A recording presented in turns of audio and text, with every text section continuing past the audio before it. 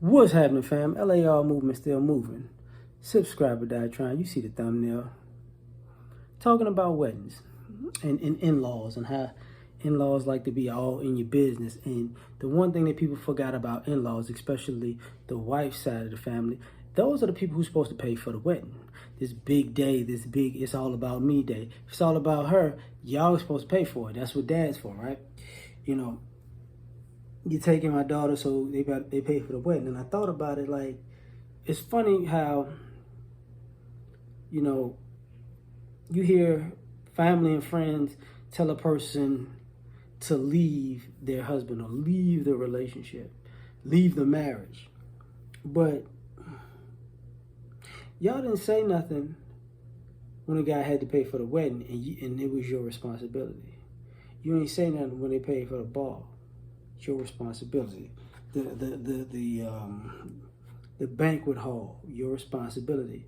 You know, you got these husbands out here paying for, you know, bridesmaids' dresses and accessories and you know, and meals for, you know, tens to hundreds of people, and going to these nice extravagant places and have these nice extravagant get-togethers. But you forgot one thing. That ain't his job. So when you say these guys are tripping, they got money problems, they got control problems, well, how come you don't have, obviously you had a money problem because you didn't do your job. Your job was to pay for the wedding. You know, and guys get tired of being on the receiving end of these evil men jackets that people give us all until we turn around and say, well, you know, who paid for the cake? Who paid for the caterer? Who paid for the venue? Who paid for the hotels, this, that, and third, to the bride and groom?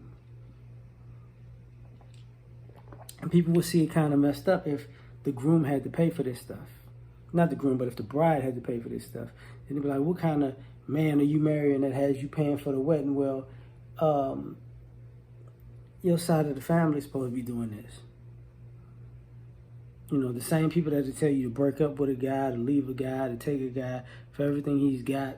Once y'all get married, if you decide to do the irreconcilable differences thing. But the one thing y'all didn't say was, send them the bill. Send them the check. You know, send them the invoice, rather. Everybody goes AWOL right then and there. So for me, it's like, y'all should just mind y'all business about what's going on in the relationship, because y'all didn't interject yourselves in a relationship with your, how can I say this?